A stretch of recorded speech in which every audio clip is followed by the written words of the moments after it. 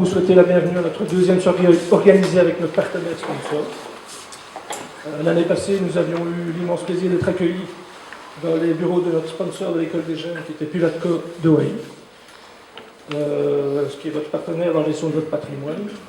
Nous avions suivi un exposé sur le hockey et l'économie, l'Allemagne toujours gagnant. Alors cette année, nous avons l'immense plaisir d'être accueillis par Land Rover au Havre, notre partenaire pour les équipes seniors, dans ce magnifique showroom dans lequel vous pouvez découvrir quelques nouveaux modèles.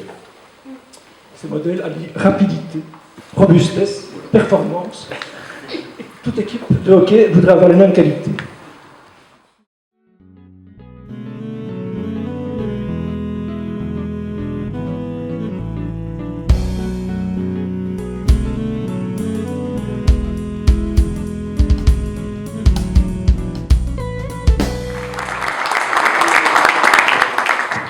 Bonsoir à tous. Je vous remercie aussi de votre présence ce soir dans mon showroom. Je suis très heureux de vous accueillir en collaboration avec le Lara. Moi, je vais être très court. Vous avez vu qu'il y a des magnifiques Land Rover derrière. Elles ne vous attendent. Elles sont là à votre disposition, de même que moi, pour vous expliquer tous les renseignements techniques et fiscaux dessus. Vous allez voir comme l'exposé qui va suivre. On va parler de fiscalité. Nous avons des voitures qui peuvent très bien rentrer en fiscalité avec des taux de CO2 très faibles, de 109 grammes de CO2, et même en Jaguar, qui n'est pas présent au showroom pour l'instant, en 99 grammes de CO2 avec la nouvelle Jaguar XE. Voilà. Aussi, une chose très importante que j'ai oubliée, c'est que tous les membres, tous les parents qui ont un enfant qui joue au Lara, bénéficient d'une remise substantielle lors d'un achat éventuel chez Land Rover et Jaguar. Donc très important à venir, si vous passez dans le showroom, vous dites « Ah, mes enfants jouent au Lara, je vérifie dans le listing, c'est magnifique ». Vous avez une remise complémentaire en plus que la remise de Monsieur Tout-le-Monde.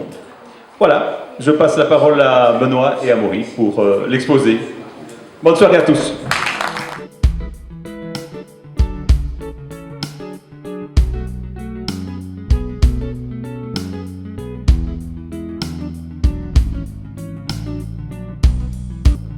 Donc, voilà la table des matières. Donc, le sponsoring, on va commencer par le sponsoring, qui, en fait, en tant que tel, le sponsoring n'est pas visé par la loi fiscale. Donc, je pourrais m'arrêter ici en disant, finalement, il n'y a pas de sujet fiscal en matière de sponsoring.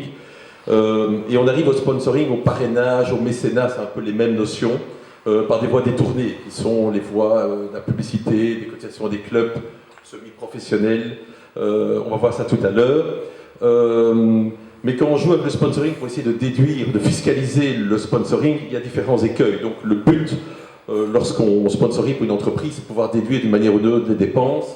Mais en voulant déduire les dépenses, on fiscalise aussi en appliquant de la TVA sur le sponsoring, ce qui est très dangereux pour les ASBL qui ne sont pas soumis à la TVA. Donc il faut toujours un peu jongler avec les règles fiscales pour ne pas faire de dégâts.